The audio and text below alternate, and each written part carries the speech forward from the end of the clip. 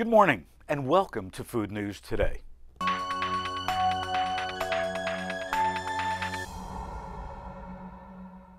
Now, the drought may be lingering, but economists at the U.S. Department of Agriculture have a positive outlook for grain. They're predicting that American farmers will plant and harvest large amounts of corn, soybean, and wheat in 2013, and they're even predicting a record harvest of corn.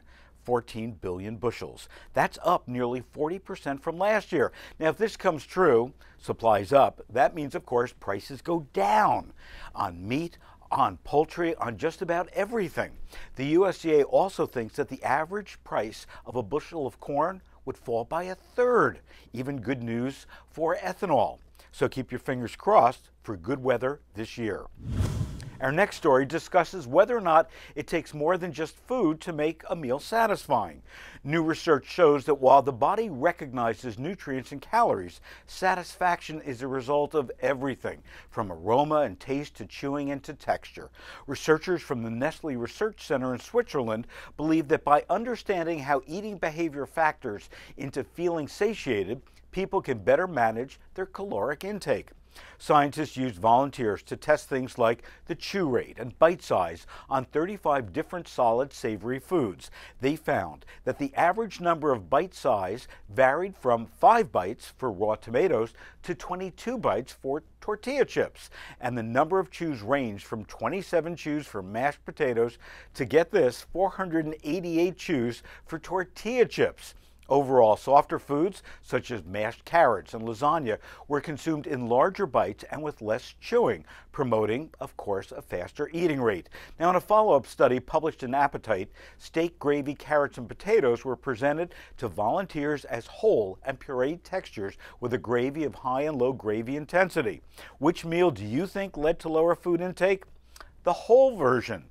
Volunteers who ate whole veggies and steak consumed about 10% less than those who ate the pureed food. And the gravy, well, it only resulted in higher consumption when presented with the pureed food. So, what does all this mean for us? This study illustrates that food consumed in smaller bite sizes and chewed for longer can keep us full and satisfied quicker. Your mother was right when she told you not to shovel your food. So think about the way you eat food, not just what you eat. We've seen musical fruits and veggies, but not quite like this. Check out this guy using eggplants, strawberries, grapes, and a carrot on a turntable.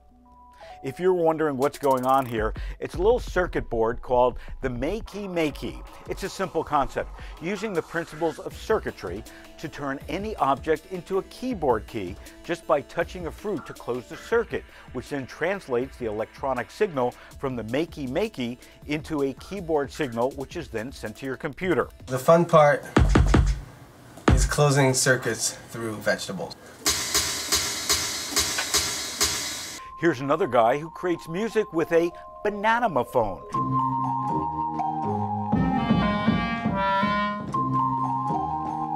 This is cool enough to make it into the International Banana Museum. And hey, reality, Bananamophone is just fun to say. Are you looking for a new party trick? Well, here's an idea, but be careful. Don't open up your champagne the old, boring way. How about knocking off the cork with a sword? Now, this European tradition is actually called Sabrage, and it's fast becoming the latest and greatest party wow factor here in the U.S. Becky Sue Epstein, the author of the book Champagne, A Global History, learned to saber in Italy and now does it at home. She says that this tradition started with Napoleon, and it's all about the technique.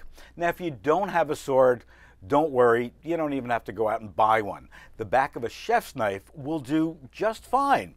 Or you could be lazy like me and buy a screw top. That's all for this week's edition of Food News Today. I hope you'll check out our website, supermarketguru.com, and send us a message on Facebook or Twitter. I'd love to hear from you.